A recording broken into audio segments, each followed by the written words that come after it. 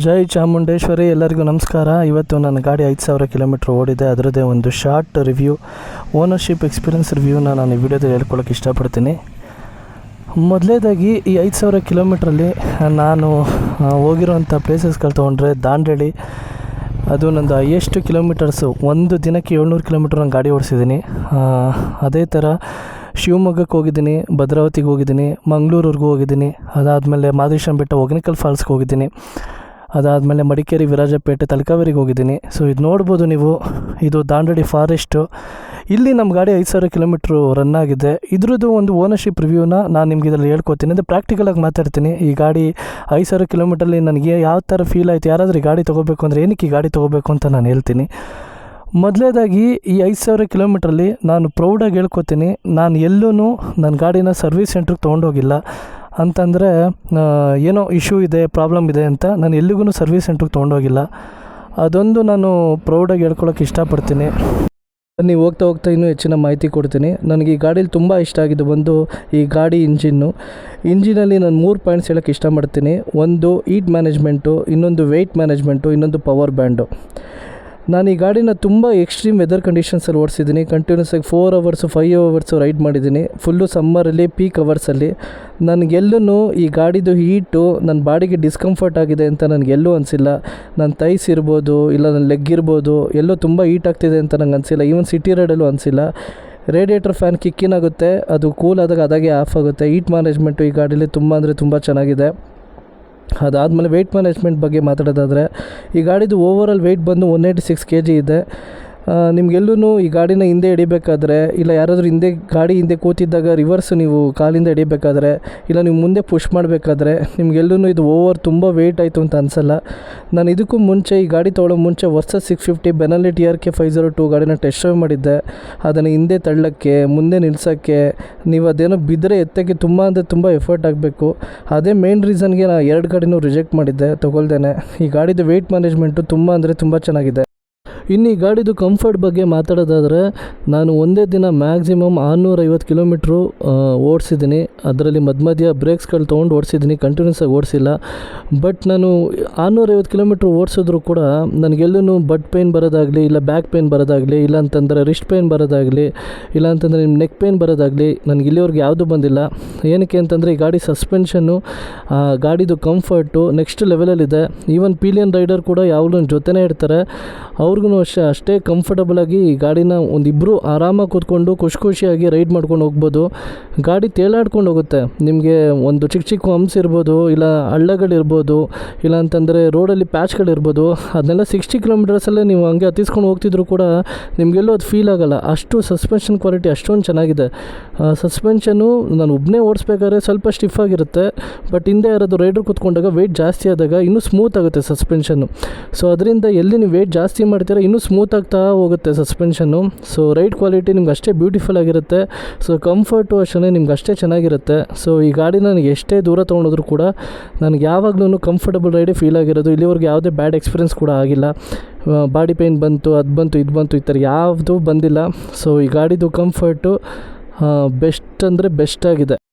ಇನ್ನು ಈ ಗಾಡಿದ್ದು top speed ಮತ್ತು ಮೈಲೇಜ್ ಬಗ್ಗೆ ಮಾತಾಡೋದಾದರೆ, ನನ್ನ ವೆಯ್ಟ್ ಬಂದು 75 kg ಇದ್ದೀನಿ. ಪ್ಲಸ್ ನಾನು ಹಾಕೊಳ್ಳೋ ಗೇರ್ಸ್ ಎಲ್ಲ ಸೇರಿದ್ರೆ ಒಂದು 10 kg ಎಕ್ಸ್ಟ್ರಾ ಆಗುತ್ತೆ. ಓವರಾಲ್ ವೆಯ್ಟ್ 85 kg ಆಗುತ್ತೆ. ನಾನು ಹಿಡ್ದಿರೋ ಟಾಪ್ ಸ್ಪೀಡ್ ಬಂದು 174 km/h with pillion rider plus luggage. Overall weight 160 kg. ಅದರಲ್ಲಿ ನಾನು ಹಿಡ್ದಿರೋ ಟಾಪ್ ಸ್ಪೀಡ್ ಬಂದು 168.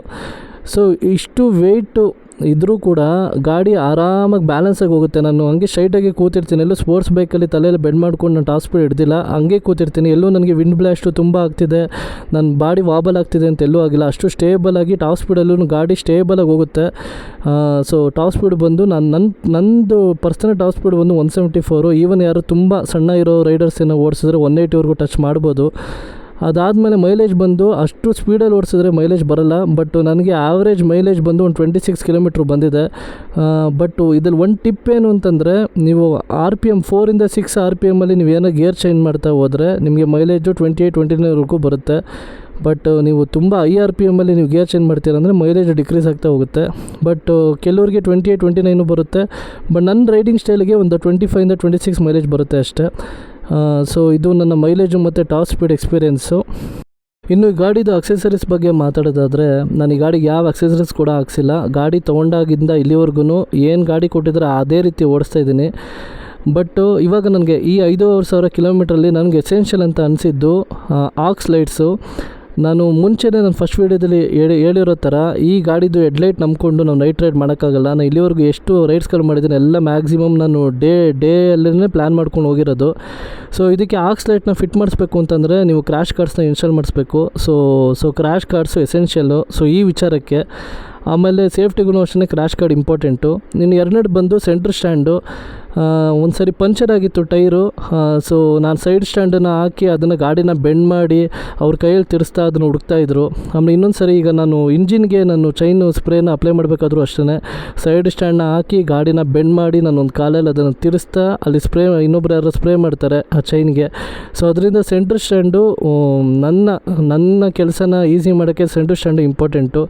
ಆಮೇಲೆ ಇಷ್ಟು ದಿನ ಲಗೇಜ್ನೆಲ್ಲ ಹಿಂದೆ ಕಟ್ಕೊಂಡು ಹೋಗ್ತಾಯಿದ್ದೀನಿ. ಸೊ ಬ್ಯಾಕು ಒಂದು ರೇರ್ ರ್ಯಾಕು ಮತ್ತು back top box important. So ಈ 3 ಅಕ್ಸೆಸರೀಸ್ನ ನಾನು ನೆಕ್ಸ್ಟು ನನ್ನ ಫ್ಯೂಚರ್ ಅಪ್ಗ್ರೇಡಲ್ಲಿ ನಾನು ಅದನ್ನು ಇನ್ಸ್ಟಾಲ್ ಮಾಡಿಸ್ತೀನಿ. ಸೊ ಅಕ್ಸೆಸರೀಸ್ ನಾನೇನು ಹಾಕ್ಸಿಲ್ಲ, ಬಟ್ ಈ 3 ನನಗೆ ಎಸೆನ್ಷಿಯಲ್ ಅಂತ ಅನ್ನಿಸ್ತು ಲಾಂಗ್ ಟ್ರಿಪ್ಪಿಗೆ. ಇನ್ನು ಇಂಪ್ರೂವ್ಮೆಂಟ್ ಬಗ್ಗೆ ಮಾತಾಡೋದಾದರೆ, ಹೋಂಡಾದು ಏನಾದರೂ ಇಂಪ್ರೂವ್ಮೆಂಟ್ಸ್ ಇದೆಯಾ ಅಂತ ಕೇಳಿದರೆ, ಈ ಲೆಫ್ಟ್ ಹ್ಯಾಂಡ್ ಸ್ವಿಚ್ಚು ನನಗೆ ಇಷ್ಟೆಲ್ಲ ರೈಡ್ ಮಾಡಿದ್ರೆ ಇವಾಗಲೂ ಕನ್ಫ್ಯೂಷನ್ ಆಗುತ್ತೆ. ಆರನ್ ಹತ್ತಕ್ಕೆ ಹೋಗಿ ನಾನು ಇಂಡಿಕೇಟರ್ ಸ್ವಿಚ್ ಹತ್ರ ಕೈ ಇಡ್ತೀನಿ, ಇಲ್ಲ ಇಂಡಿಕೇಟರ್ ಹಾಕಕ್ಕೆ ಹೋಗಿ ಆರನ್ ಹತ್ರ ಕೈ ಇಡ್ತೀನಿ. ಏನೋ ಎಮರ್ಜೆನ್ಸಿಗೆ ಆರನ್ ಮಾಡಬೇಕು ಅಂದರೆ ನನಗೆ ಆರನ್ ಸ್ವಿಚ್ಚೇ ಸಿಗೋಲ್ಲ. ಅದು ಏನಕ್ಕೆ ಆ ಥರ ಡಿಸೈನ್ ಇದೆ ನನಗೆ ಇವಾಗಲೂ ಅರ್ಥ ಆಗಿಲ್ಲ. ಅದು ಒಂದು. ಆಮೇಲೆ ಅದಾದಮೇಲೆ ಬ್ರೇಕ್ ಪ್ಯಾಡ್ಸು, ಹಿಂದ್ಗಡೆ ಬ್ರೇಕ್ ಪ್ಯಾಡ್ಸು ಅಷ್ಟೊಂದು ಚೆನ್ನಾಗಿಲ್ಲ. ಸೊ ಅದು ಒಂದು ಇಂಪ್ರೂವ್ಮೆಂಟ್ಸು. ಮತ್ತು ಇದಕ್ಕೇನು ಸ್ಪೋಕ್ ವೀಲನ್ನು ಕೊಟ್ಟಿದ್ರೆ ಇನ್ನೂ ಚೆನ್ನಾಗಿರ್ತಿತ್ತು. ಬಟ್ ಓಕೆ, ಅದು ಒಂದು ಇಂಪ್ರೂವ್ಮೆಂಟ್ಸು. ಇಷ್ಟು ನಾನು ಇಂಪ್ರೂವ್ಮೆಂಟ್ಸ್ ಅಂತ ಹೇಳೋಕ್ಕೆ ಇಷ್ಟಪಡ್ತೀನಿ. ಇನ್ನು ಫೈನಲ್ ವರ್ಡಿಕ್ಟು ಹೇಳೋದಾದರೆ, ಇಷ್ಟು ವರ್ಷ ನಾನು ಯಾವ ಬೈಕ್ಸ್ ತೊಗೊಂಡಿದ್ದೀನಿ ಅದೆಲ್ಲ ನನ್ನ ಕಣ್ಣಿಗೆ ಖುಷಿ ಕೊಡೋ ಯಾವ ಬೈಕ್ ಚೆನ್ನಾಗಿ ಕಾಣಿಸ್ತಿತ್ತು ಅದನ್ನು ತೊಗೋತಿದ್ದೆ. ಸೊ ಬ್ಯೂಟಿ ನಿಮ್ಮ ಕಣ್ಣು ಖುಷಿ ಕೊಡುತ್ತೆ, ಬಟ್ ರಿಲಯಬಿಲಿಟಿ ನಿಮ್ಮ ಆಟು ಖುಷಿ ಕೊಡುತ್ತೆ. ನನ್ನ ಹತ್ರ ಮುಂಚೆನೇ ಹೋಂಡಾ ಬೈಕು ಇದೆ, ಅದು ಇವಾಗ 95,000 ಓಡಿದೆ. ಇಲ್ಲಿವರೆಗೆ ಯಾವುದೂ ಇಂಜಿನ್ ಪ್ರಾಬ್ಲಮ್ಸ್ ಬಂದಿಲ್ಲ. ಸೊ ಒಂದು ರಿಲಯಬಿಲಿಟಿ ಮ್ಯಾಟ್ರ್ ಆಗುತ್ತೆ. ಒಳ್ಳೆ ಬೈಕು. ನೀವು ಈವನ್ 35-40+ ಏಜ್ ಆಗಿದ್ರು ಕೂಡ ಈ ಬೈಕನ್ನ ಆರಾಮಾಗಿ ತೊಗೊಂಡೋಗ್ಬೋದು. ಏನಕ್ಕೆ ಅಷ್ಟು ಕಂಫರ್ಟ್ ಇದೆ.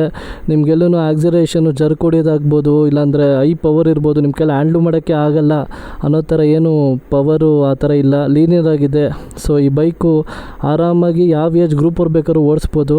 ಸೊ ಇನ್ನೊಂದು ಹೋಂಡಾ ಅವ್ರದ್ದು ಟ್ರಸ್ಟ್ ಇದೆ, ಅವ್ರ ಇಂಜಿನ್ನು ಸ್ಮೂತ್ನೆಸ್ ಇದೆ, ಮತ್ತು ನಿಮಗೆ ಒಂದು ಕಂಫರ್ಟಬಲ್ ರೈಡ್ ಇದೆ.